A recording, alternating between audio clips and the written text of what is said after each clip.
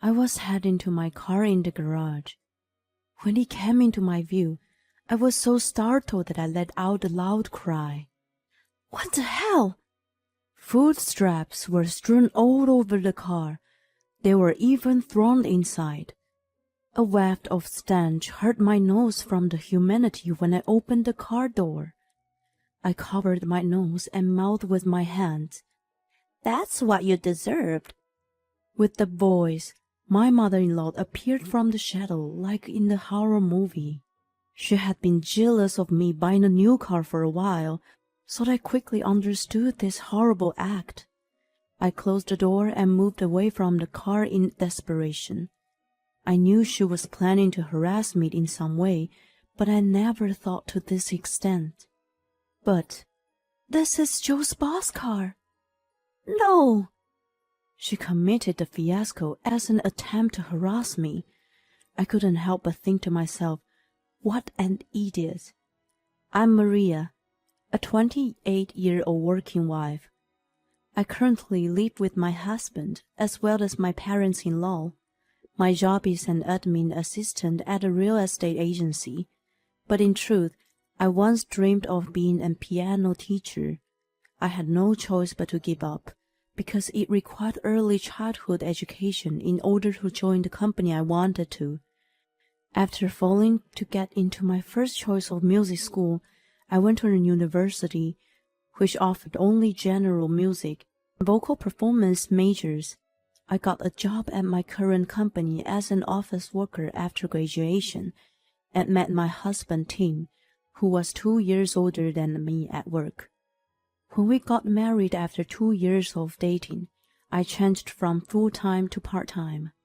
We bought a brand new house initially thinking the two of us would live alone.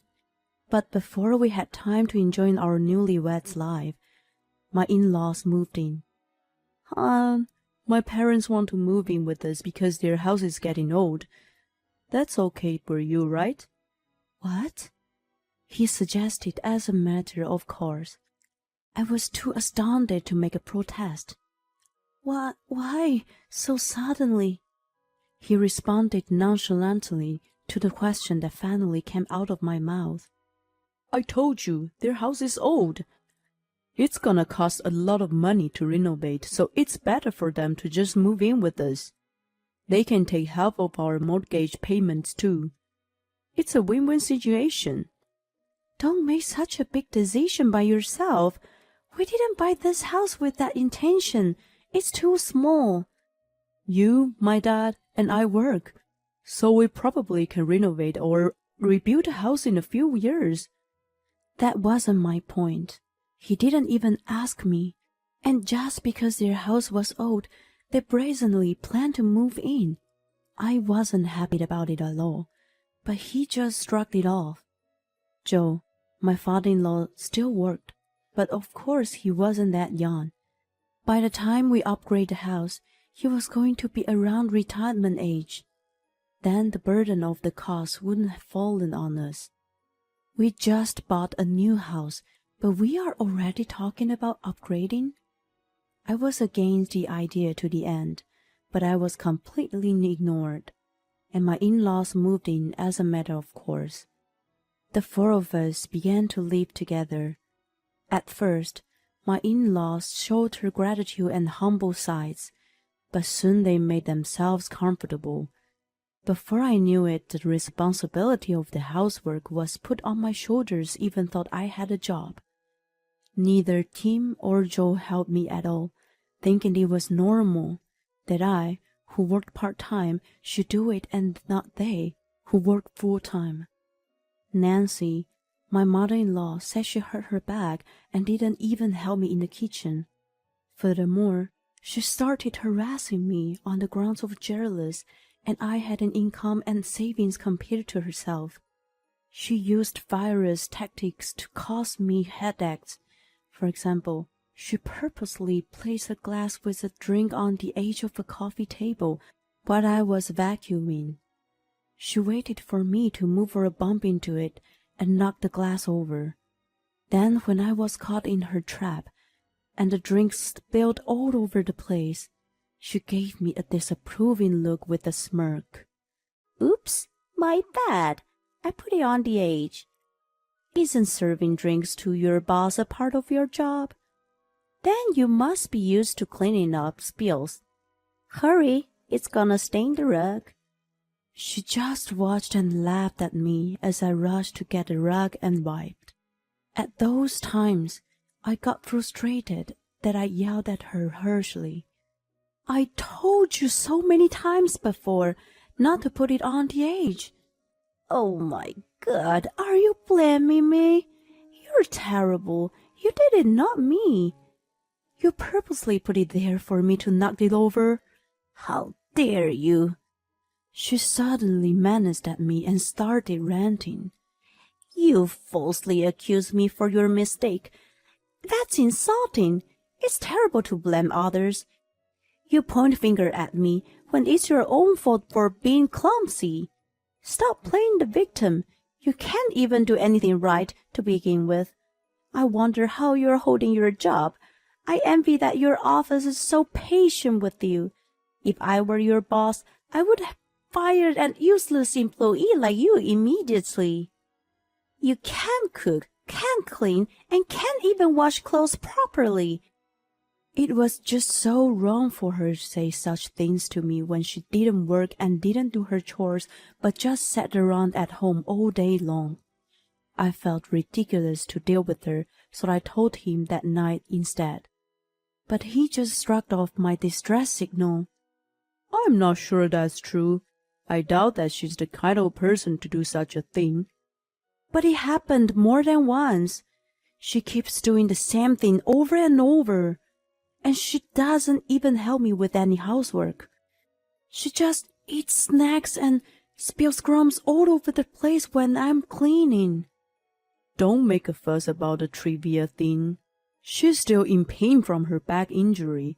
I'm sure she wants to eat snacks time to time too. How can you tell her she's not allowed to do that? Put yourself in her shoes for a minute. You of all people should try to put yourself in my shoes. Even though I pleaded almost in tears, he was unaffected. Joe, too, must have been aware of what Nancy was doing to me, but he chose to turn a blind eye. Even when I was right next to him being harassed by Nancy, he never intervened. It became too depressing to stay at home, so I got my chores done early in the morning when no one else was awake on my days off. I stayed out during the day and refreshed my mind by playing the piano that was placed for anyone to play in town. As I played, people gathered around me and even applauded at the end. I always felt reinvigorated then. On one of my days off, when I finished playing and stood up to leave, an old man came up to me. You sound excellent. Oh, thank you so much. I must have sounded a bit alarmed, so he continued to excuse his approach. I'm sorry to bother you. I'm actually a colleague of your father-in-law. Well, more like his boss. I've seen pictures of you from the wedding. I just thought I should introduce myself. Oh, I see. Perhaps I should have acted a little friendlier, but I couldn't bring myself to be more enthusiastic to introduce myself. To be honest, I wasn't keen to make any acquaintances with the man who worked with Joe. Joe not only ignored Nancy's abuse to me, but he let me to do all the chores, and had not even given me a single word of encouragement when I was exhausted. But the man didn't seem to mind and spoke nicely to me. I'm actually have seen you play here often. May I be bold to ask you a favor? I would like you to teach me how to play the piano. What? I exclaimed at his indeed a bold and sudden request. The man's name was Mr. Miles. He had been interested in playing piano, and since his retirement was approaching, he wanted to start practicing as a hobby.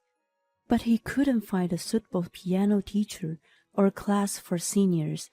When he was about to give up his quest, he found me there. "Of course I will pay the fee." "Oh, but—" "You'll be doing me the favor and making time for me, so you will certainly be paid." "But I'm not sure what Joe will say." "I'll speak to him myself, so don't worry about him." "But it's still a nuisance, isn't it? Then I don't mean to force you." No, I would love to," I said in a hurry. The fact that if my in-laws heard about me refusing him, I didn't know what kind of harassment they were going to give me. But more than that, I was quite excited about it. I thought it was a unique opportunity to teach piano, which was my childhood dream. From then on, I gave lessons to Mr. Miles every Saturday and Sunday at a studio where we rented for vacation. I felt bad about it as he was paying me on top of the rental fee, but he didn't seem to mind it at all. "It's all for my enjoyment anyway. I look forward to the practice." Since he had been interested in playing, he sounded quite good for the first time. And the more I taught him, the more he improved, and the happier I was. Soon I began to look forward to the weekend. Joe heard about the practice from Mr. Miles, and his attitude toward me had softened a little. When he saw me preparing meals as soon as I got home from work, he began to say, "Thank you for doing that." That alone was a relief. After about 6 months, I was able to save money through my part-time job and piano lessons, so I decided to take a plunge and buy the car. The car I had been using with Tim became unavailable when my in-laws moved in. Nancy always had a priority when she went out because she was too lazy to walk, but I had to take a bus and walk with big grocery bags in both hands. I had been wanting my own car that I could use for day to day. When I finally bought it, Nancy complained a lot to me. "You spend your disposable income only on yourself. If you had so much money to buy the car, you could have spared some for us. You really don't care about us, do you? What a self-centered daughter-in-law." Ever since she moved in, she'd been living in comfort, doing nothing thanks to me. Who was more self-centered? As much as I wanted to argue, I learned to ignore her to save my energy. By this time, I had come to realize that the more I talked back, the more aggressive she became. Soon after this, she dumped raw garbage all over the car. When I told her it was Joe's boss' car, she just screamed at me, "Don't lie to me." It was a fact no matter what she said. The car I bought had a problem right after and was taken by the dealer for inspection. When I told Mr. Miles about it, he offered to lend me his car. "But don't you need it too?" "Not really. I don't like driving so much." "So nice of you, but—" I contemplated. I was afraid Nancy was going to damage his car. I had been alarmed based on the past harassments and the reaction I got when I made the purchase. When I confided this to Mr. Miles, he looked really stunned. "I'm sorry that you've been going through such terrible ordeals." Then he gave me a warm smile and continued, "Well, you should take my car more than before now. Even if she did something to you, you wouldn't be in trouble. Moreover, I'll have a reason to scold that Joe." That was how I came to borrow his car. Nancy made a mess the day after he arrived. She was willing not to lie to her. Hearing the commotion, Tim and Joe came to the garage. "What's going on?" As soon as he spoke, he noticed the car and froze there. This is Mr. Miles' car. What the hell happened to it?" "Oh my God, Mr. Miles is your boss, isn't it? Why is his car in our garage in the first place?" I answered to Tim. "Joe knows, but I've been giving piano lessons to Mr. Miles every weekend. He was kind enough to let me borrow his car while mine was away for inspection." Nancy was looking like a ghost. Tim and Joe had never imagined that she was the culprit and were both panicking. How did this happen? Did Raccoon come inside? Anyway, we need to clean. I raised my voice and cut him short. Nancy did this. I saw her doing it. The three of them looked at me in bewilderment. How dare you blame me? She shrieked. You're a liar. How could I do such a terrible thing? She's right. I've been taking things easy on you because of Mr. Miles. But I can't allow you to say anything that would undermine my wife. Joe sternly took her side. Tim also nodded in agreement with him and didn't even try to help me. But I had a trick up my sleeve. Well then, let's find out. I've set up a surveillance camera. We can check and easily find out who is responsible. Again, the three of them were surprised. The one who expressed the biggest shock, to the point that her eyeballs were about to fall out, was Nancy. For what? There's been a lot of misdemeanor going on around here lately. I just bought a new car myself, and I was worried that it might be damaged. In truth, it was the measure against Nancy's harassment. I wanted to have proof in case something happened to my car. Then, let's see now. Joe, who seemed to believe Nancy completely, was so determined to find out who was responsible. Tim agreed. Let's do it. But of course Nancy was not keen on it. Wait, we should clean this up first. You're right, that's cleaning up. The recording won't disappear anyway, but probably we can't get rid of all the stains and smells even if we clean it now. Joe gave me a stern look and said, How can you be so calm? You rented his car, so it's your responsibility. You brought shame on me. I'm telling you, it's Nancy who did this. Enough with your false accusation. Let's check the recording now. If you're wrong, you know there'll be a consequence. He made a treat, but as soon as he saw the recording, his demeanor changed completely and turned pale. Nancy, what have you done? He asked her in a trembling voice, as if he were suppressing his anger. She responded in despair. It's not what you think. I didn't do it on purpose. You know, I'm not capable of doing such a thing. It was an accident. She stammered, and Joe grimaced at her. You're caught on the camera. You were trying to friend me by damage my boss' car. That's not true. So why did you do it? If Mr. Miles disfavored me, I don't know what will happen to my career. You know it, and yet you did it. No, you're wrong. I never want to trouble you. I did thinking it was Maria's car. She was so upset by Joe's accusation that she dug her own grave with all her might. An awkward silence fell in the garage. You were going to do such an atrocity to me. I broke the silence, pretending to be naive.